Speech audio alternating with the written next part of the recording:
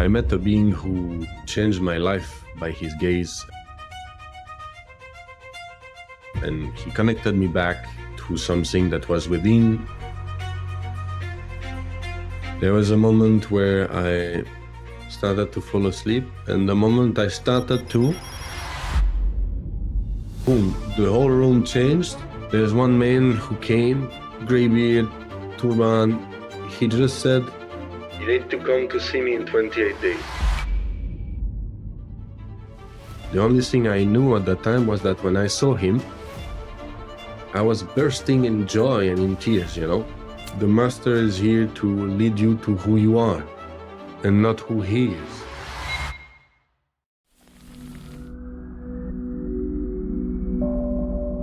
Well, today we are joined by a truly inspiring guest, SriManta, who will take us on an extraordinary journey.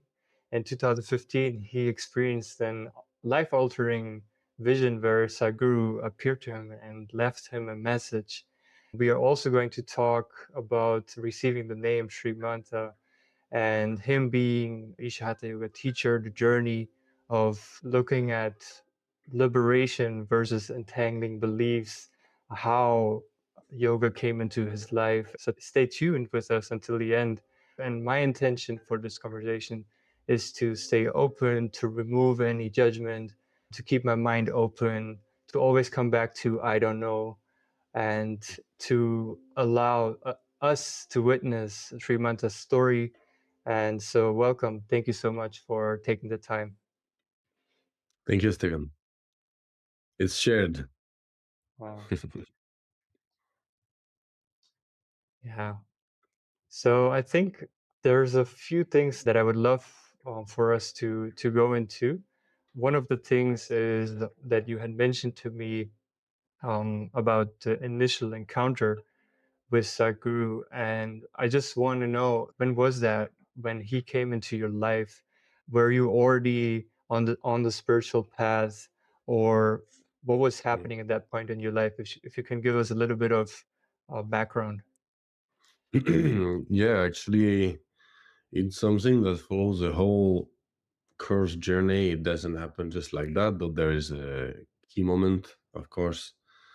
Um, I was already for quite some time into a journey of only meditation because already years back, we come back in 2012, I met a being who changed my life by his gaze, and he connected me back to something that was within. And from that, I naturally started to meditate again, which is, I didn't know it's meditation. What I wanted was just stop my computer, sit on the floor, close my eyes, and see what's there. And as this developed, months after months, in a few years, it became something very deep and profound because in meditation, things will happen naturally without having any effort to do.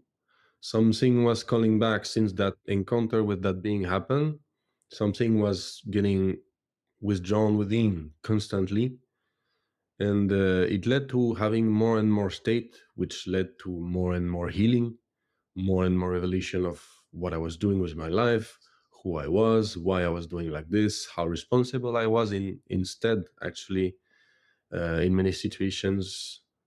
Um, how responsible I was in situations instead of just thinking that it happened like that, or this is because her, this is because this.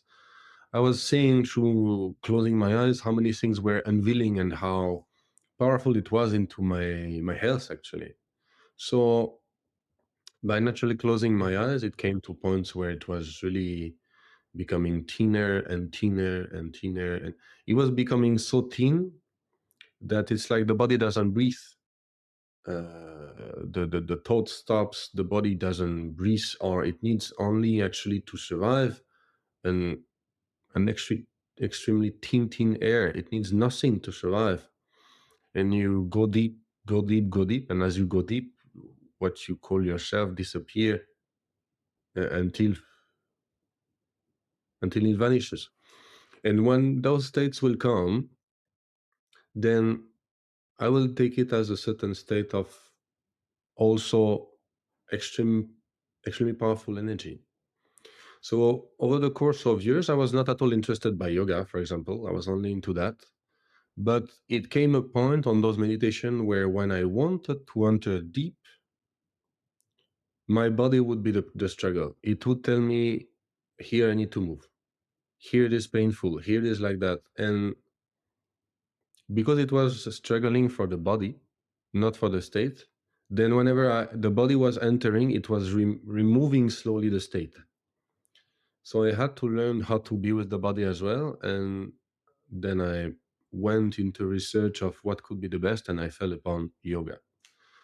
But I don't want to enter yoga as let's just try a gym, though I tried many different things and nothing suited. I wanted to find someone who will be the teacher of that, someone who will live it, someone who will naturally be like a reverberation that you trust. So, in the course of that, I also read the book Autobiography of a Yogi by Paramahamsa Yogananda. I don't know if you wrote this one. It's yeah, it was Yeah, really I a hear I shift heard of into. it. That Yeah. It's incredible. Like if people did not read this one, I really recommend. So it was a shift into understanding that if I go into the path of yoga, it needs to be in the lineage of it, which then led into I need a mm, master. And by needing a master or wanting a master, then what would naturally come in the meditation state would be that the moment I enter this zone where I am less, then I also have at hand the whole energy of that state. And I will take that energy and create a round circle hollow around my body and take that state energy to send it in the sky to life with the intention that I need to encounter the one who will teach me yoga.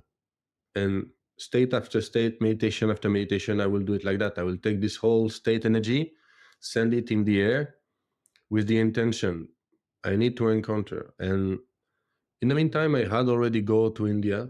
In the meantime, I had already been interested by the meditations for the country of India, which before was not at all there. But I had another call, very strong, that I needed to come back for longer.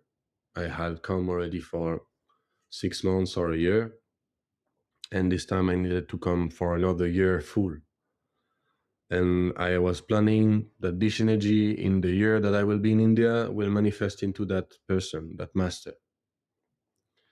So I was sending day after day after day for months.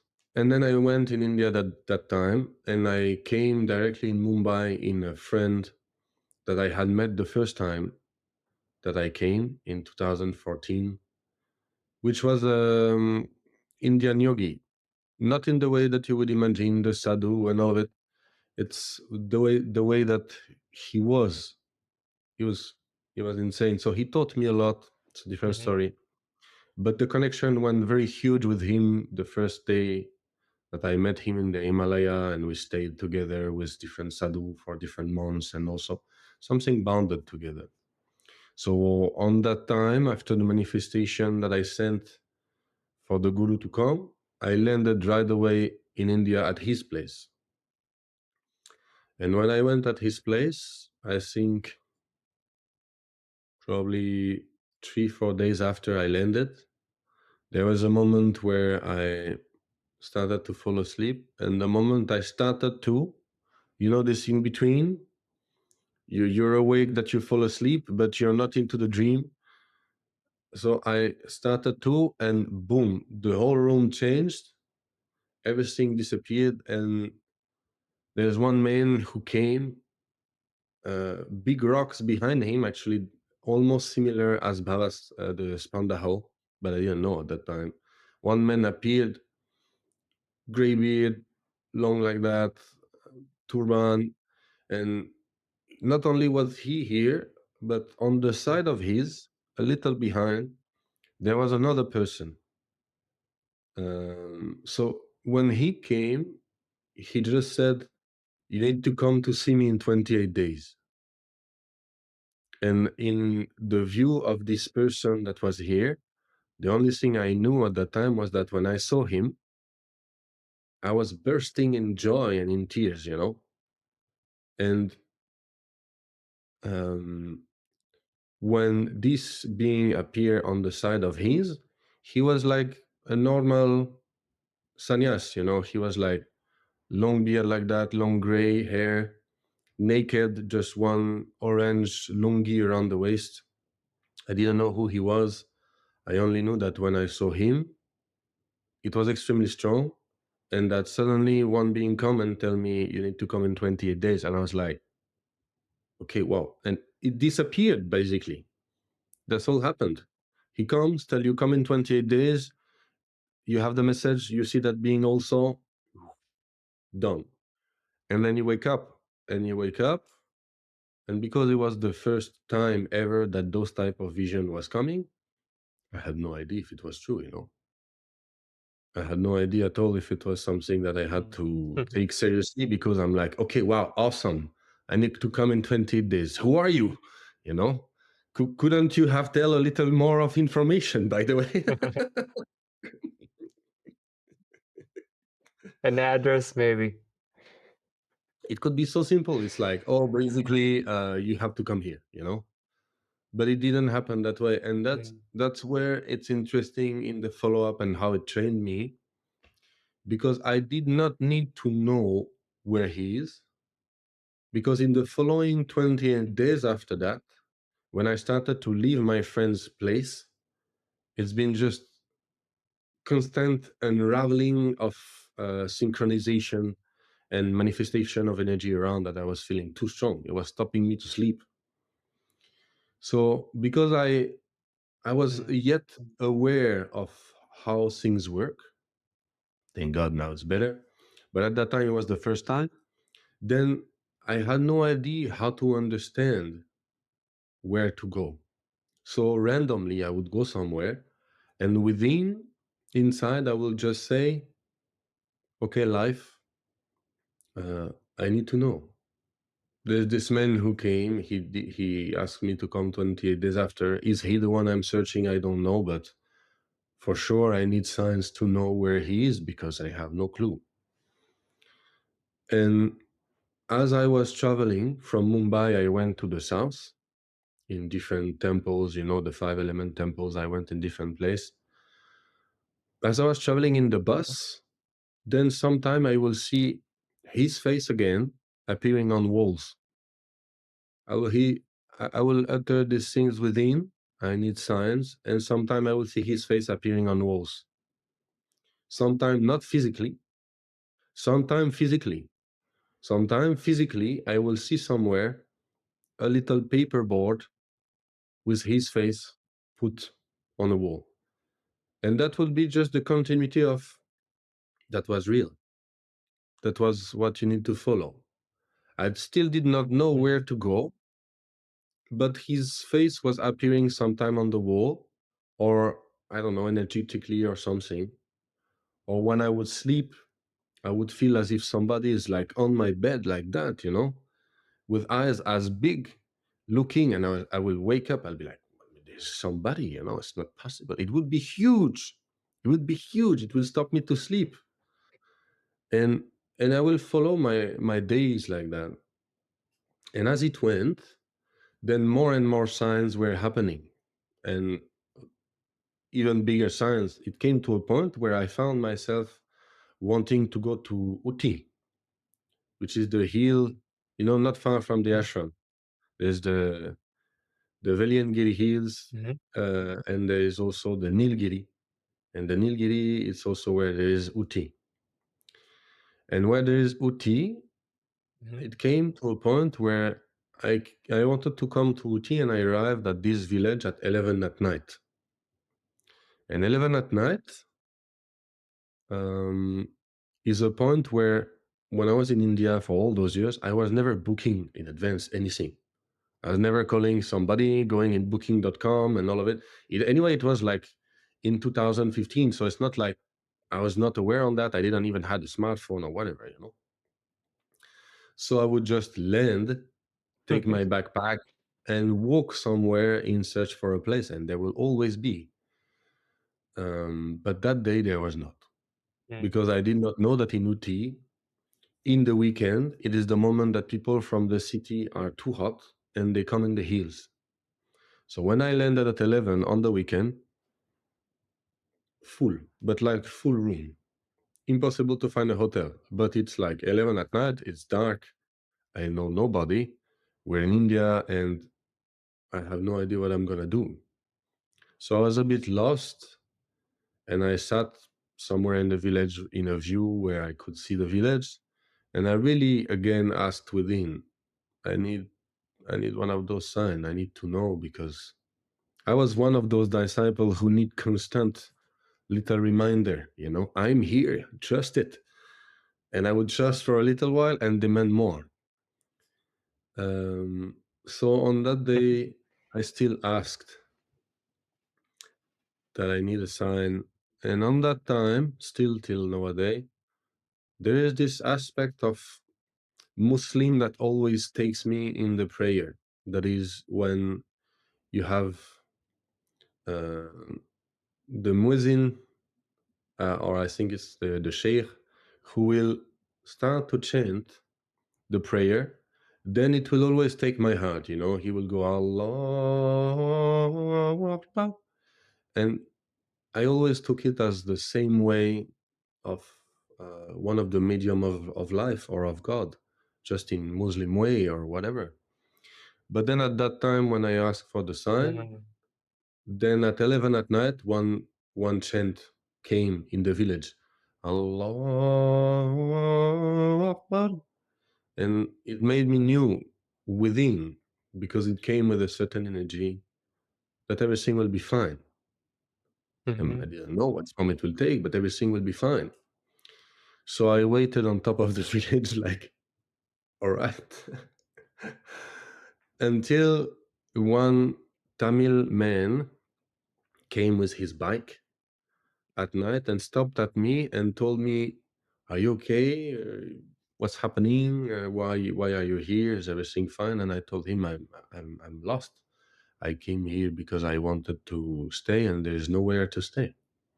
He told me, "It's fine. Don't worry. Let's eat something together, and then I'll tell you what you can eventually do." And so we went in a restaurant at 11, mhm, and crazily, that man suddenly started to tell me out of nowhere, you know, "I know a master, a yoga master. His name is Sadhguru. You should go in his ashram. When you will be there, you should do a course that he proposes that's called inner engineering. It's incredible. You should do it. Uh, he changed my life." And suddenly, out of the blue, the guy is into that line. And so we are having a lunch at that time, and that man I know from nowhere arrives and tell me I need to go to the ashram and I need to do that course and I need to do that. And then he told me that eventually it was better for me to go on the village less up than Uti, wait 1 or 2 days and come back later, which is what I did. And after I joined him back again. Um, so the funny part is that from that on, only synchronicity came. It was only synchronicity for me to approach the 28 days to eventually finally arrive where I was supposed to be, that is supposed to meet him. I knew I'm getting somehow closer, but I didn't know how it's gonna be. But the days were marching forward, and I had met a guy who told me I need to go there and do that, and that's how it happened. So there has been more synchronicity. Around 2 3 days before 28 days, I was still in Uti, and I was in a scooty, and I was still asking, the difficult disciple, "Are you sure it's the right way? Should I really go? Is it really there? I don't know. I need a sign." And again, as I was in a scooter, there was one big bus in front, and the bus moved. And just behind the bus, there was a huge, this commercial panel, huge commercial panel with the big picture of Dhanalinga saying Dhanalinga, Isha Yoga Center, that much kilometer, that direction, bus number this, you know. I was like, okay, I think I get it. So at the point I couldn't miss, I was like, I think I get it. So when it was the 28th day, I came down from Uti, I went to Coimbatore, I took the bus that was, I think, Gandhipuram to go directly to Isha Yoga Center.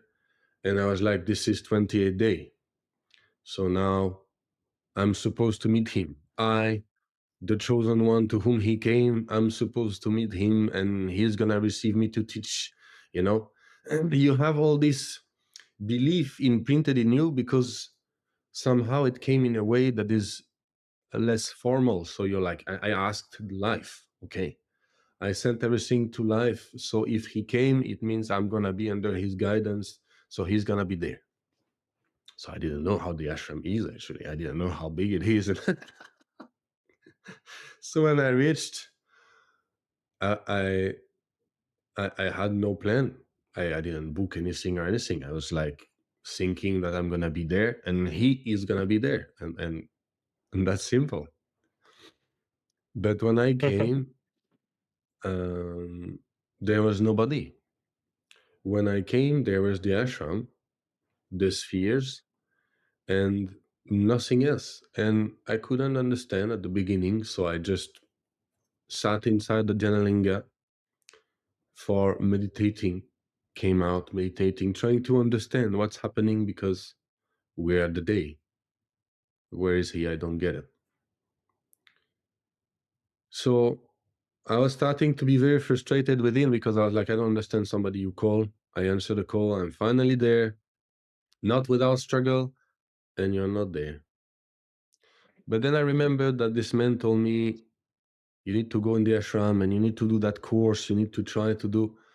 And I was like, okay, anyway, the time of the night Mm. is approaching.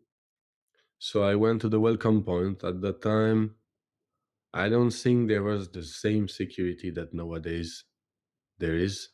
So I could go to the welcome point and I asked on the counter, is there any yoga course happening in the ashram, you know? And it was a Swami Somanshu, I think, who was there. And he really did his best. He's like, actually, you know, there is a program called Inner Engineering happening tomorrow. It's fully booked, but I'm gonna check if maybe there is a space, you know. So I was like, okay, yeah, I mean, why not? I don't understand why not. Then he told me it's, I think, 160 € or something, and I was like, what? A master is calling me to come, and now I even have to pay that much? I was like, that was, that was too huge to understand, you know, because at the beginning, I come from a background of, anyway, different life, but where everything was always done from one to another because you already it naturally happened and is being shared. So when it came to the new era of today being demanded to pay for that, I was like, I don't get it. So I told him, okay, you look if there is space, I come later. And I went in the Janalinga to meditate more upon this price. You know, I was like, something's wrong. I'm asked to pay for a course of yoga while I was supposed to meet him. I don't understand. At that time, it was the first time for all those type of experience. So I was very resistant. Too much pride. So in the end, I decided anyway, I'm here. The night is approaching. We are the day. That guy told me I need to do the course. So if there's a space, I will go and I will do it.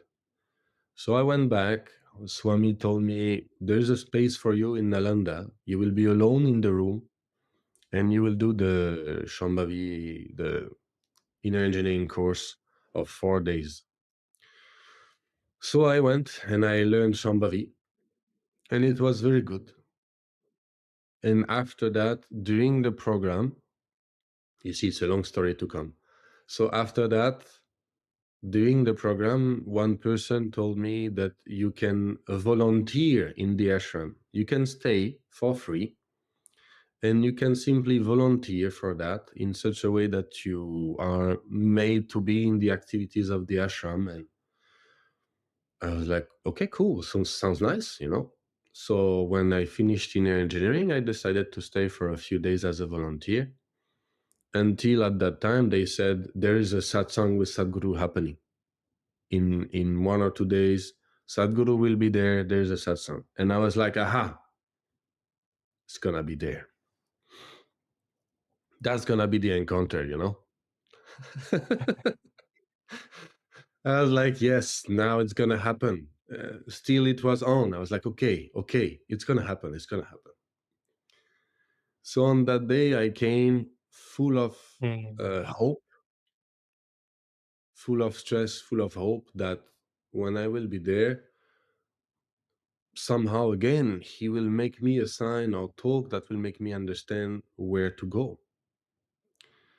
And what's very interesting is that the whole satsang happened, but nothing happened. Nothing happened in particular to my direction at the moment. And I was so lost. But then at the end of the satsang, he stood up like he did that to everybody, and he left away. And the moment he left away, a huge energy came on top of my head, struck me like an explosion, and made me cry for 1 hour, full on the floor, head in the mud. I was crying for 1 hour because energy-wise it came inside as a recognition, and boom, it exploded within. So for 1 hour I was crying that, and now I get it. I'm here. And I cried and I cried and I cried. And after that, I laughed for 1 more hour. And I laughed and I burst in laugh, and too much laugh, you know. Like when you are with him, the energy is like that. So you naturally laugh more or you cry more, you know. So I laughed for some time again. And then I decided to stay and do my volunteering. And then from that, it's been a whole journey of interaction with him, sometime formal, sometime inside, for him to make me understand that the most important was not for me to get attached to him. It was to, for me at least, it was to undo that aspect of the form and go beyond that form to take what was needed for me to go within and continue my journey.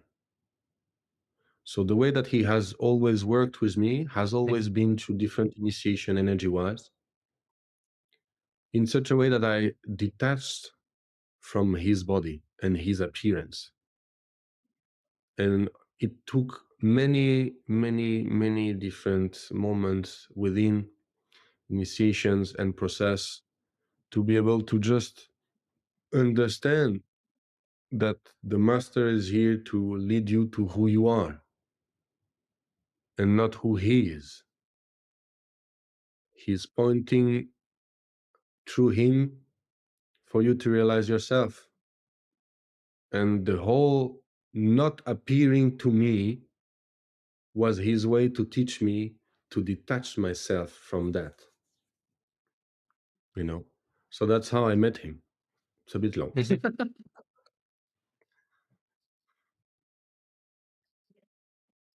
It's beautiful. It's actually just on New Year's Eve there was a satsang with Sadhguru, and before he came, I just sat down and I was. I mean, now I'm feeling emotional about this experience. There's a natural urge for me to think that, okay, I should have been there in person. Maybe if I am there on spot, I will have some experience. or something is going to happen, he will say something, I will encounter him in that way. So I can relate to what you shared about that, strive to see him and to be with him. And then at that same moment, he came into the screen, he sat down, and the first thing that came to me was that an internal experience is always caused from within. It is not caused from something that happens in the outside. So if I make myself dependent upon being somewhere or being with somebody to experience a certain state, then I can never experience the ultimate potential of who I am, because I'm still dependent upon something to happen for me to feel a certain way. Exactly. So yeah, it was just what you shared. It was, I don't know, it sounds so simple, but I also felt that there was a time when I was so attached to like the way that he is and who he is, and I would always compare um, other people with him, and it was based in, I would say, insecurity. I was insecure Mhm. about myself and who I am. And so I thought, he's that perfect being. If I can just be like him, then Mhm. everything will be fine.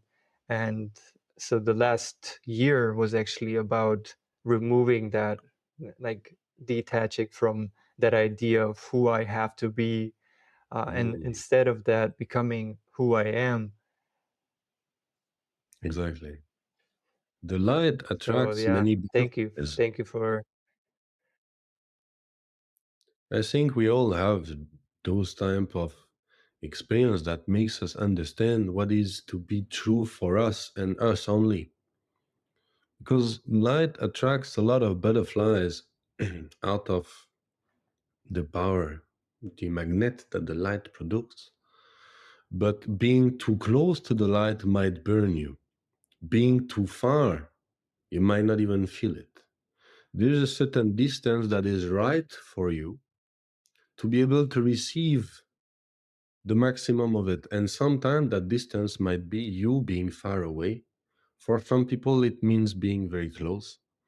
It doesn't mean because you're the closest, you're the most advanced. Absolutely not. It doesn't mean because you're far, then you're not in the teaching. Absolutely not either. It's exactly what you say.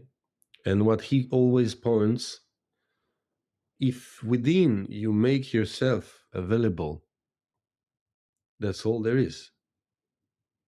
In in the teaching, we constantly watch the same videos, and it's fascinating because there is one video of Surakriya. He says every time in it, at the end of it, according to what you're aligned with, your ability to perceive, experience, and live will be, So if you're aligned to it within, that's what you're gonna perceive. And if you're physically in front of him, but you're aligned into something else, it's gonna be fully somewhere else. Nothing's gonna happen. So I know that at least on my side, it's always been like that. It's always been a journey where he really demolished me sometimes into those beliefs that I had, which was first, you don't need me to be here because I never withdraw. Where you are, life always is, and it's never been disconnected. Because you finally make space, you see that it is. If you call upon me, I am here. I'm not gonna come. I am anyway here.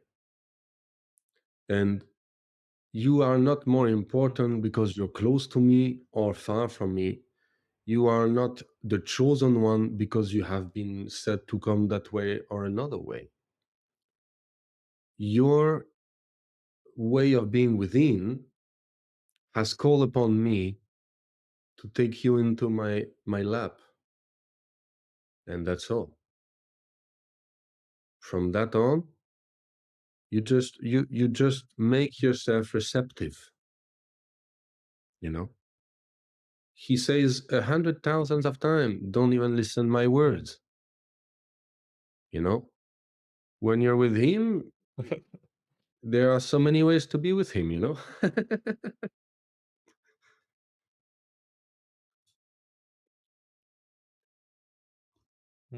Yeah, yeah, I do remember him saying that he would love for him to just sit and not say anything. But because people are so caught up in their mind and expecting him to say something and tell them something, that's why chooses to speak. He would rather not speak. Yeah. Yeah, There's more teaching in the and I silence than think in the also words. I right, right, right. Yeah, and he also appears not just through his body. He appears through sending us other people into our Yes. lives who also have something to teach. And I think that in our conversation before this call, there was one thing that you said which really resonated with me, which was that instead of looking at Sadhguru as okay, he is the one who has all the wisdom, and I should only listen to him. Why don't we start to look at every single person we interact with as a source of wisdom, and every Mm. single person that is around us as someone who we can learn something from, instead of looking at just, oh, that one person knows everything. Every single person has something to offer. Yes.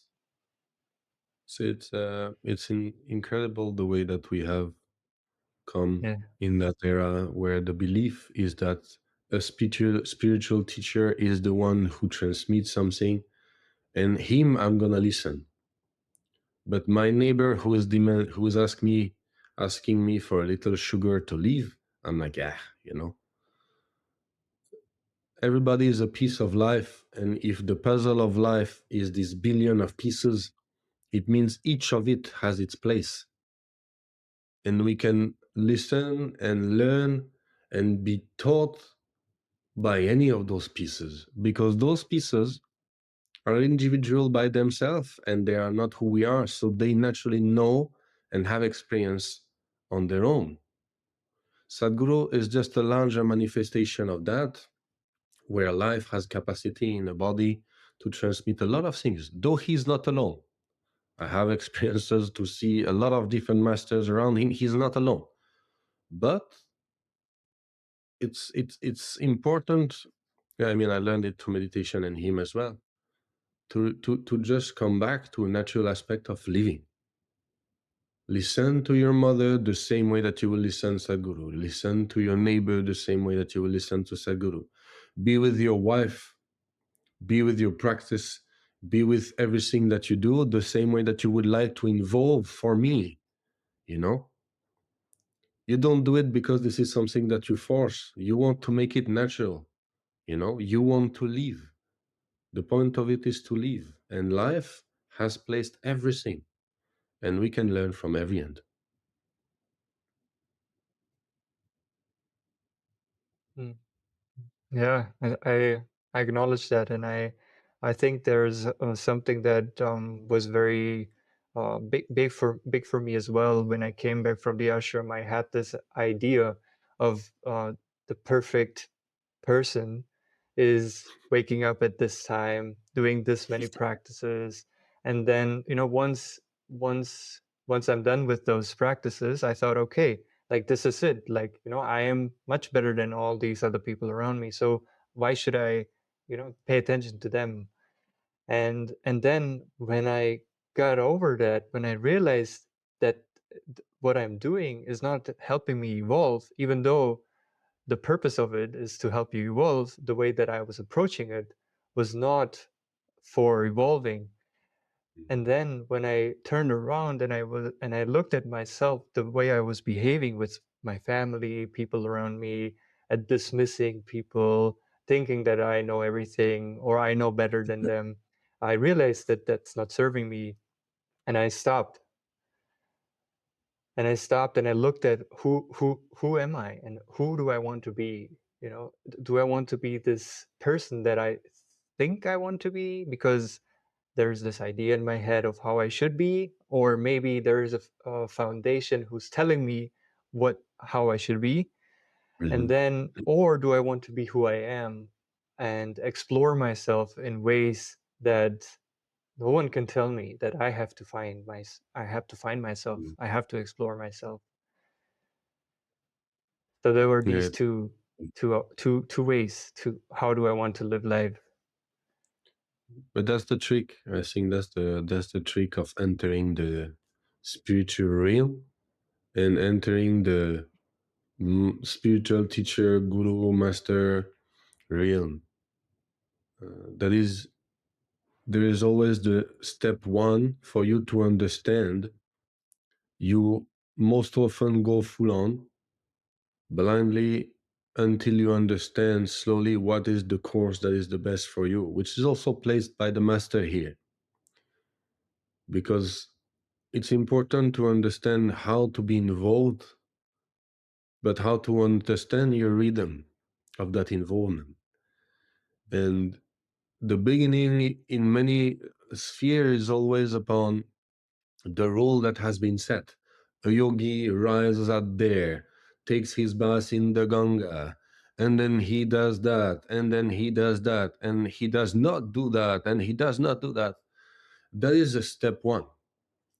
And this step one, so many of us are getting caught up in it because it's the most dense, the most entangling, the most physical, and it's also what the most people are into. So everybody starts to say, you're not there, so you should come back. But if you really listen, it's exactly like you say. Mm. I think it's important to come back to the aspect that says, who am I without those gurus? Who am I without those teachings? Who am I without those practices? Who am I without anything that I have learned? Why did I come? What do I feel? Where do I want to act? How do I want to be? And not because I have been told so, not because this is supposed to be so, only because from within you have enough awareness and recognition to feel and be intuitioned to see that is what I am and that is what I want to be. So that's what I should follow. And when you do that, by following and acting upon what you have felt within, you naturally confirm how true it was that which you felt. And by doing that, then you understand, at least on my case, then you understand that the whole point of everything that you've done so far, sometimes more or less rigorous, was not for you to follow the master. It was to become Sadhguru.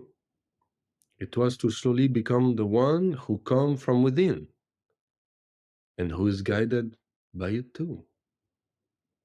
So it's a bit different. It comes out of a lot of frame that you have been put and that you yourself placed yourself. But I think there is evolution into how we live within. So the same way that it is for Isha, for the practices, or for the way that we see him, everything is a constant evolution. And it's very difficult because before getting to the next step, you always have to undo the previous ones which led you there. They had their purpose, but they are not needed anymore. So you need to shift. And that shift moment are always a hell. Not always a hell, but they are tough. Yeah, I understand, because there's a certain identification, right? Like we are identified with the way that we are. We are identified with the things that we do. I had the same. I had this even with being like getting married. Before I was a single person who did what he wanted, when he wanted, what he wanted. I was going out when I wanted. I did my practices when I wanted. Like there was no other person that I had to look out for. And so I was deeply identified with that freedom that I thought I had. And so once I got married, suddenly that was stripped away.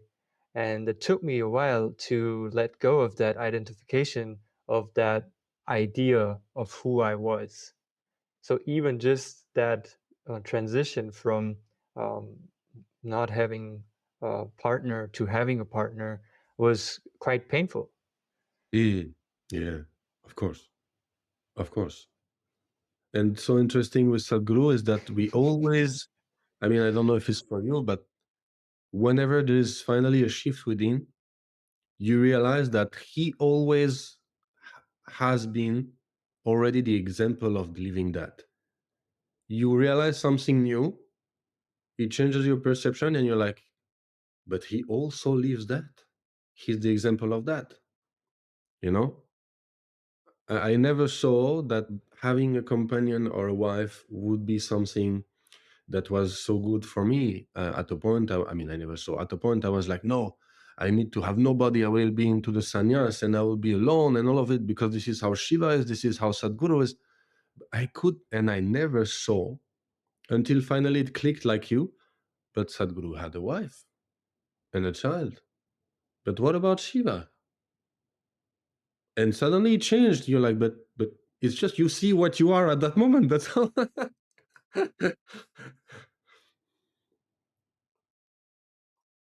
Yeah, yeah, it's living from the books, you know, living Yeah, from what we heard instead yeah, of yeah, focusing on our own experiences and truly looking at what is it that I need, what is it that I resonate with, what is it that I feel aligned with, like you were sharing. yes, yes. And that is Nowadays, different for everybody. it is always different, and that's the trick. Because if you listen to what Sadhguru says, you're gonna feel everybody has to do that. No, everybody wants a word. Sadhguru, tell me what I have to do. What if I already showed you and you didn't listen? Actually, why? Because if I told you by the voice, Mm. your neighbor would have think it's for him. You know, Yeah. it's it's always tricky. There was a interesting. It's in Mystics Musing, incredible book, where he was saying before you get enlightened, something like that. Before you get enlightened, mountains are mountains, trees are trees, oceans are oceans. Once you enter the spiritual realms, mountains are not just mountains, trees are not just trees, and rivers are not just rivers, you know? And he say once you get enlightened, once again, mountains are mountains, trees are trees, rivers are rivers. It's beautiful, but it's a journey.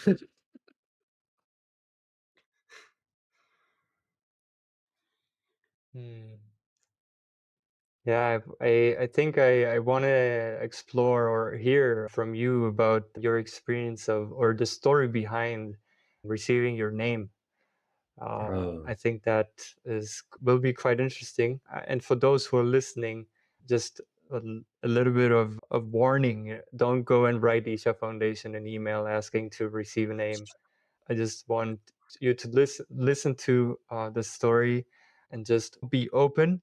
It takes a certain commitment, and it's not just something that casual thing that you do. exactly, exactly. It's.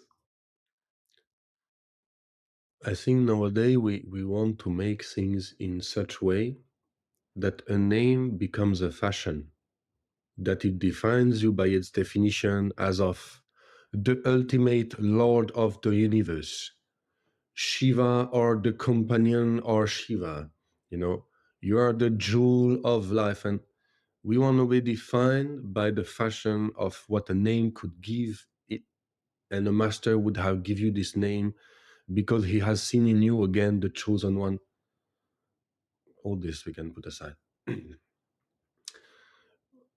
In the training, in the teacher training course that I undergo in 2017 in the Isha Yoga Center, at the end of it, and I think he does it every year, but I'm not sure because I'm not there every year, but I think he does it every year.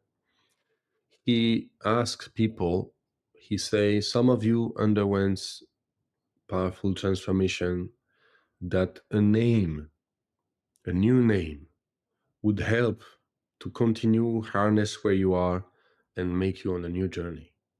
If you're interested in such way, you postulate for that. So when I heard that out of the blue, I had no idea. I was shocked. Suddenly it changed something in me. I was like, but this is possible?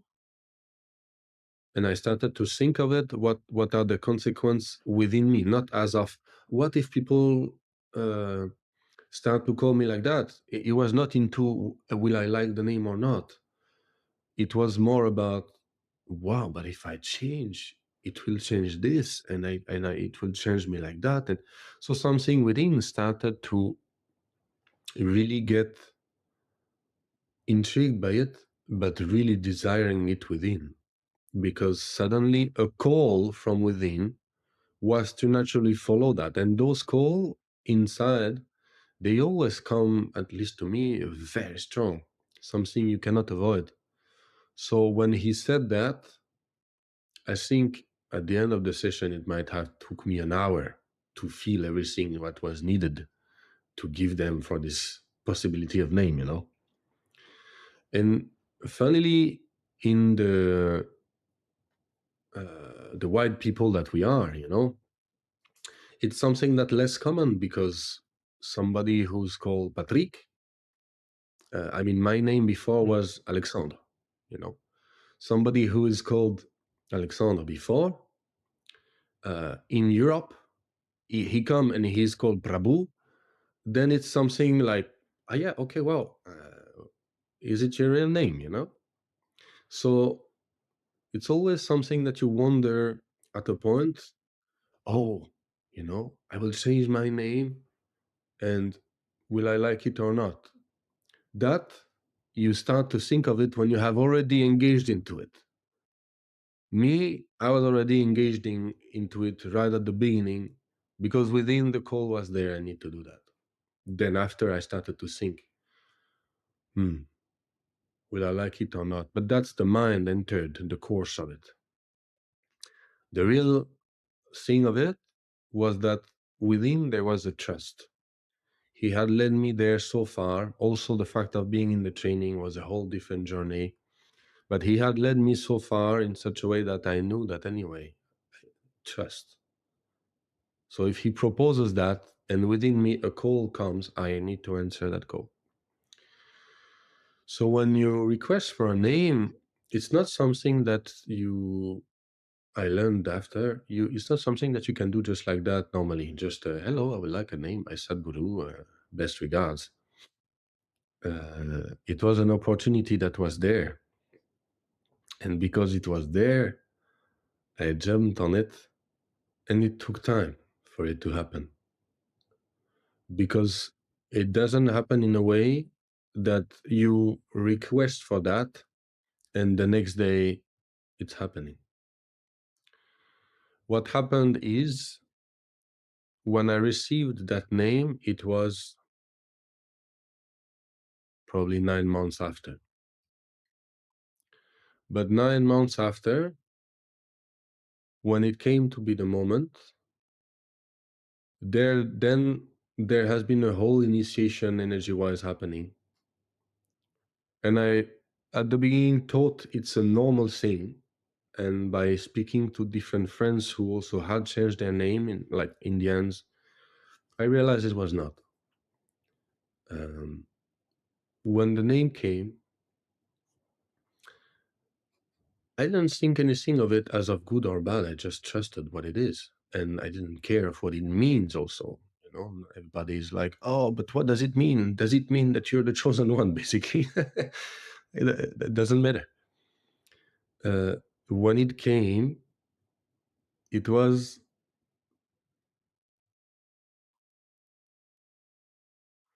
something in the heart cracked, and energy started to rise, rise, rise, rise, intense, intense, intense, intense, in a way that it opened the whole tube of energy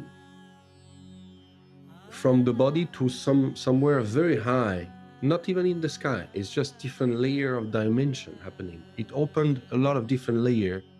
It created a whole tube. And in that tube, this hollow, it it made a view very high, as of some beings that were high. I could see them all standing and looking where I was, and it created a link with them. It created a whole link with them to where I was through that tube. And the energy was going full. I was receiving like crazy. I was like bursting, you know. It was extremely intense. And this intensity was making me having view, certain type of view. I could see what was happening. But it was very, very intense. And through that intensity, I could see that I was connected back to a certain lineage and to certain beings, or to something that I knew, something that I was, and something that I had awaited for a long time, for a few lives. All this was revealed as the thing was going on, as the initiation was happening. The intensity was building in such a way that I was fully taken with it, and I would see that within me, something, a part of who I am or of who I was awaiting that for so much time. It was telling, like, finally I came and it's now happening. I was coming for this, you know, and a part of me was coming for that. So this part was coming forward and wanted to leave it. Finally it was happening, and the energy was getting on and on and on, and this link was getting created full on with those, I don't know, beings, or it was fully lined and created within, in a way that it made me, at the same time that this initiation was happening, undo so many things that I had done in my life, being identified as Alexandre, you know, because it was at the same time making me realize, you have been this is over. You have been that, it's gonna change. You have created yourself like this, you're not anymore. You're a continuity of, and all of this was happening as the initiation was going. And it's very difficult to explain, because not only it's not something that's physical, you know, where somebody is telling you, oh, this is going to happen, but it also, I don't even know if that happens in something that lasts 2 hours. Maybe it lasted 20 minutes. Maybe it lasted a few hours. I have no idea how much time it lasted. The only thing I know is that slowly, like those initiation always happen, when you slowly start to come back on Earth, fully vibrant. I mean, you're like a sun, you know, you're like that. Um, you just come back knowing that something is going to shift, something new has happened. You are yourself becoming the continuity of your journey, but now it's time to implement everything in Earth and come back to be able to live that, in such case as SriManta and the new name, on Earth, and to continue that journey with that. So what happened is that I started to have this name and speak it to people around me, asking them slowly to call me like that. But in Isha, they told us, when you have your name received, you should change it everywhere on the paper, and you have no choice and all of it. And I was anyway committed. But it took years, probably 3, for me to be able to change it on the paper and make it officially there, because during that time there was still a whole process of understanding how to be it, how to live it, how to naturally feel that this is how people call you, and this is how naturally you are called by it. So 3 years after, at least in France, the process to change your name is that you need either to have a name that you were bullied with. You know, if your name is Facebook, then you can say, well, I have a trouble in my life because I'm called Facebook. And they're like, right, it's really not cool. You can change it. Or you have to prove that you are called by that name enough, in such a way that if you furnish enough proof, then you can be called righteously like that. So I furnished after 3 years, and I had a lot of proof, all the needed proof physically from Mm. my close people who were testimony that they call me like that, from the YouTube that had my name, from my channel, how you call, from the website that had this, from the bills that I was doing in the place that I rent for the yoga, from everything that I had, I gathered that. This is a proof that everybody calls me SriManta, and I want it on my passport and everywhere. So it passed.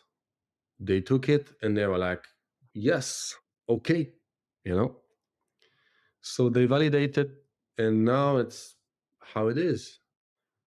But it's not because I changed this name and that now I identify with it, that it means I don't identify or feel who I used to be before. Or if somebody like my parent call me, hey, Alex, Alexandre, it's not like I'm, no, you should come. No, no, it's not a rigid thing, you know? It's something you live within. This name that Right. my parents give is a beautiful name that I love. And if they want to call me Alexandre, they call me Alexandre. If you were to call me Patrick, you call me Patrick. Basically, I don't care an inch how you call me anyway. It didn't give this aspect of attachment of, oh, anyway, now I'm SriManta and you should call me like that. And that, no, I don't care an inch, basically. But within, Mm. there has been a shift. And that shift, I implemented it in the papers in such a way that everything I do now is under that name, naturally. But if I look at who is the one that was here before, he also still is there. He's part of who I am. He's not someone else that I needed to undo. He's part of who I am. But I have become the continuity of his, you know? That's all. So Mm. it's not Yeah. something that I discovered over the years, you know. It's not something that is, you take it and you try to make uh, a fashion out of it, or a this or that, or you try to make it like I received the name by Sadhguru and I like, who cares, you know? It just is something that, at least on my case, was bestowed upon as the continuity of the journey within. Just again, a continuity of the journey, not a reminder that you're the chosen one and that you're so special, you know? It's just because this is where you are within, then it takes the different forms for you to continue, you know? So that's how it went, and now I use it everywhere, and it almost even feels like a little logo. It's like a logo. I don't know. I like it. It's very nice. I really love it. I never wondered like, oh, what if it was differently, or what if it's? I don't care an inch. There is this trust that came with such force of energy that you become it. Yeah. So yeah, it was like that. It happened that way. Mm. Yeah, it sounds beautiful. Especially the part where you said that if my parents choose to call me by the name that they have given to me, I don't have to, write it on my forehead. This is how you have to call me. I like that you're not like, the first thing if someone comes up to you from your childhood and calls you by your old name, if you tell the first thing that you tell them is, hey, my name is this, that for me means that you are very like a box. So it only fits if it's in that Yes. box. Yes. Otherwise, you can't function. No. So I Many like that people, you are flexible in that way and not too identified with it. I think it's because, once again, those things have multi layers. There's the first layer where you take it, and there's the layer that evolves with it. The same way that it is when you learn a practice, and the way that it takes you after. The same way that it is when I came called by the guru, and the way that it developed after. Everything have different layer. There are many people I still encounter, and they still call me Alex, and they have no clue I changed my name.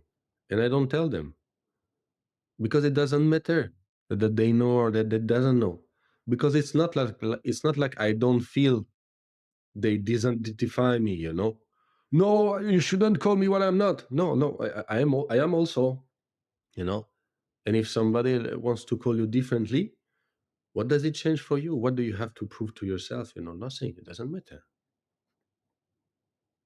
The name that is given, at least for me, is not something that is given because you should identify so much that you print it on everybody's forehead. It is the continuity of a journey within, which actually doesn't have to do with anybody else. So it doesn't matter what anybody thinks, says, or do with it. It's about you. Hmm. Yeah, and I think it's also about the way that the person utters it, right? The emotion that is behind the name. Because if you call Sadhguru, he might turn around. If you say Jaggi, he might respond. If you say Shiva, he might. So it depends upon your intention and how you say the word. He will respond to you in that way, right? Like if somebody talks to him as a Jaggi, he will answer that person in a specific way. If someone addresses him as Sadhguru, he will like, so depending upon the situation, you also have to juggle the people that are around you. It's not just one size fits all. Yes, but even having only one name is the same thing. You still have to juggle. Yeah. Yeah, very true. Wonderful. I think a lot of people will be curious about this topic. So that's one thing that I wanted to hear from you. Maybe there's one last thing that we can touch upon, which is you mentioned that you received the name after you finished the Isha Hatha Yoga teachers training. Mm, And so when you did your in engineering at the ashram, you came from UT, you did it in engineering, and then between in engineering and becoming a Hatha Yoga teacher, I would like to know what was that process for you to mm. decide, okay, this is a step that you want to take. But maybe for someone who is listening, also um, to know, is that something that I should do or Yes, yes, I know. The thing about what I'm going to share is that once again, it's not common, but it doesn't have to be the way that it happened for it to be. I think what I want to say about anything that's been shared is if there is something that you feel you are called, you answer the call. If the phone rings, you answer. So the moment it comes within with such force that this is what you have to do, no matter the amount of doubt or fear, you follow what you know. In the moment that I learned in engineering and the training, I think there has been 3 years. And these 3 years, I most of it roamed India. I had learned in the ashram in the meantime Surya Kriya as well.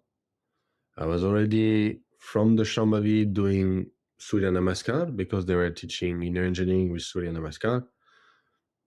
So I was doing 21 cycle every day and I hated it, but I was doing it. Um, and those 3 years I was roaming with inner engineering and Surya Kriya.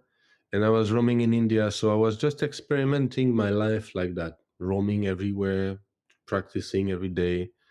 And the only thing that happened is that I was in between of the traveling, coming back to the ashram. I would travel for a month in India, come back in ashram 15 days, travel a month or two, come back in the ashram for a month. I would do like that. India, ashram, like that. And in the meantime, I had learned different things, like I had learned Bhuta Shuddhi and Guru Puja, for example. So for those 3 years, I heard that there was a teacher training. I was seeing some people. I was like, wow, apparently they are teachers. Wow, insane. And I was having a lot of respect, but for me, it was too hard. I was like, wow, it looks like too hard. It looks like for the guy who likes the suffering. I would never do that. And anyway, I had no intention to teach, by the way. you know, Mm. So even when I came to the And training, I you didn't also didn't think, like the practices yet, right? yeah, yeah, yeah, yeah. No, I didn't You want it. didn't like Surya Namaskar. You said it.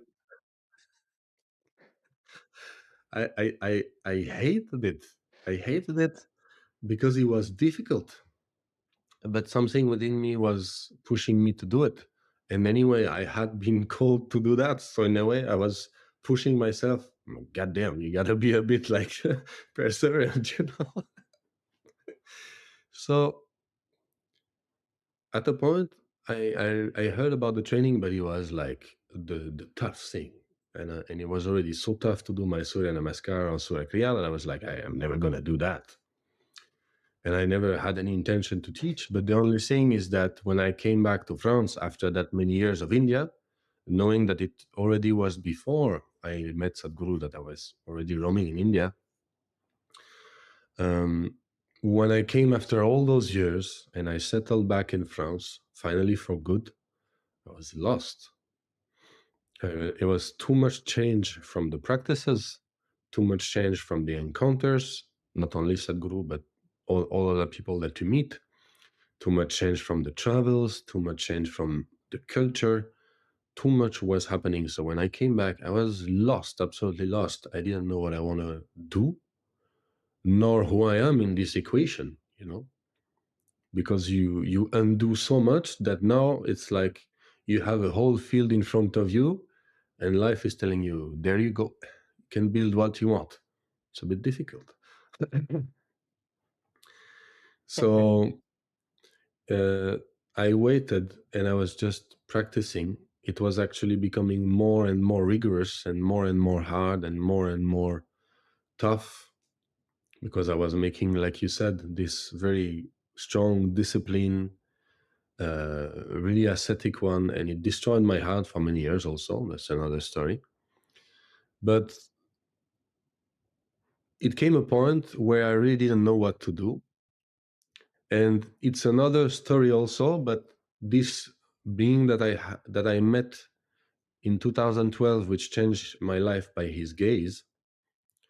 In the meantime, he had come in my house and we had exchanged gaze for a few days together, and it changed again a lot of things.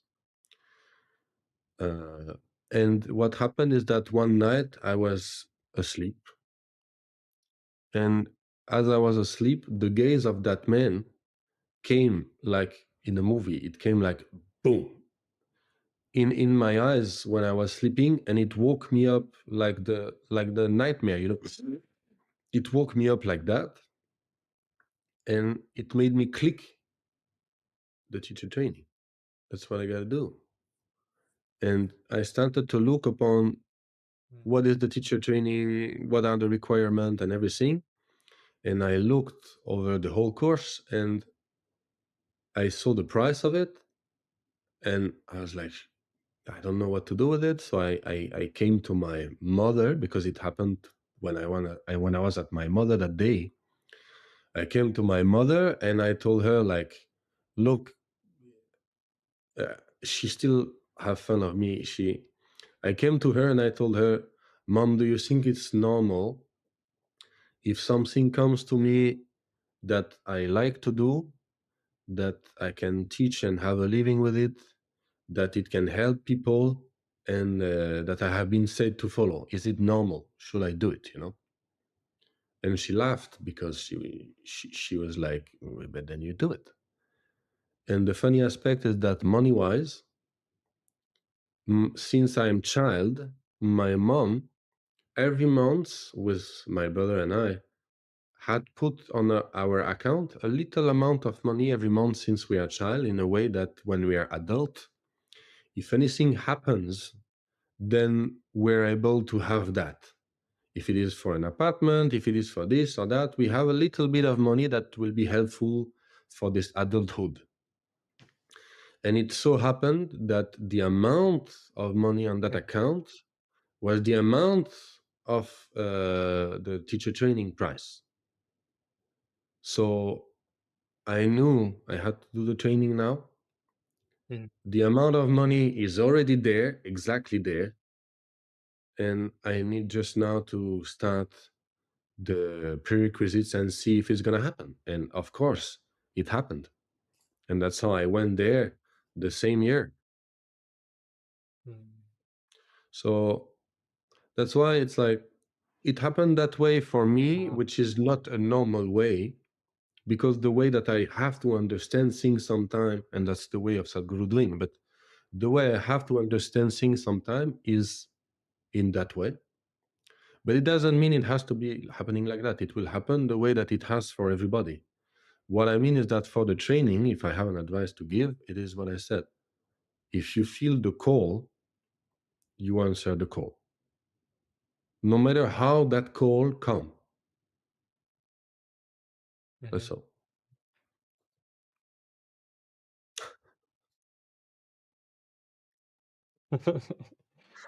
Yeah, that's beautiful. That's amazing. I love that. And I think it's like when the call comes, the answer is already there in that first moment, and then the mind comes in and is like, Yes. what's the way? Is it the right thing or not? You know? But we know, like intuitively we know. Yes. Yes, yes. But that's why we have to train, and thanks the practices that Sadhguru gave, That's why we have to train to, now that you have more experience, recognize when the intuition pops and only stick to that. Because now you're able to do the distinction between what you have been shown and what come after that. And you know what to follow now because you have more awareness and experience of it. At the beginning, you constantly question. That's why I was asking so many signs. Please, life, show me. Should I go there? Will I? At the beginning. But at a point, if you're shown that, you know it, you know. But it's a journey. Mhm. Yeah, and yes. I would love for the audience, whoever's listening, to let us know in the comments if what would you would like SriManta to talk about more. You mentioned the gaze as you of the man that you met in 2012. You mentioned the Hatha Yoga teachers training, where more stories are there to share. I think it would be great for the audience to let us know if there is something specific that they would like for us to continue speaking. But I think at this mark, I would just ask you if there is anything else that you would like to share before we close. Anyway, I think for all of us, there is many experience that we live. And as far as it is of mine at the moment, I see that they are shared because it's important in nowadays to understand that no matter the layers that things come for somebody to understand the continuity of his journey, they are the way that they come for him to understand and still bring him closer to life. Never closer to the master's form, to being the chosen one, to being one among few. Everything that comes the way that it is for everybody has its full place and should be listened for what it is. So if somebody says, I encountered Sadhguru because one day somebody gave me a flyer, listen to that. It has the same power. It has the same power.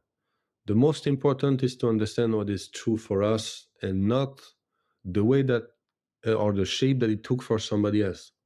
It probably came for me that way because I'm so stubborn that if one guy was to take me by the hand and tell me, come here, my master wants to see you, it will not have the same impact. So it's what is true for us is what is to follow, and I'm glad that nowadays we have this platform to share, and I'm happy that you do it. I'm very grateful that you do, because I saw you sharing with another person called Joshua and many other people, no matter the field. I'm in gratitude that we can share and that it has its space. And I think it's important nowadays to bring back the aspect that Mhm. whoever lives what, it also is as true. And you don't have to wait that the master speaks about mysticism to live it. Many of us, everybody lives many things. It's just that it's not said yet. So I think it's good that it happens to be shared. So thank you. Thank you, Stephen. I'm sure you have plenty of things to share as well. It Yeah, would be good. So I that's was telling you. beautiful. Yeah, yeah. We'll definitely make another episode. This was so smooth. I felt like it was just 10 minutes, but I prefer not to overwhelm the Yeah, yeah, yeah. listeners, but chop it up, and for us also to reflect, on what has been shared, and what we feel we wish to go into. But it was wonderful speaking to you. Thank you for your time and for Thank you, for Stephen. sharing everything with us here. I'll see you around then, Stephen, and thank you again for this possibility. Sri Mahadevo Namah Mangalya Sri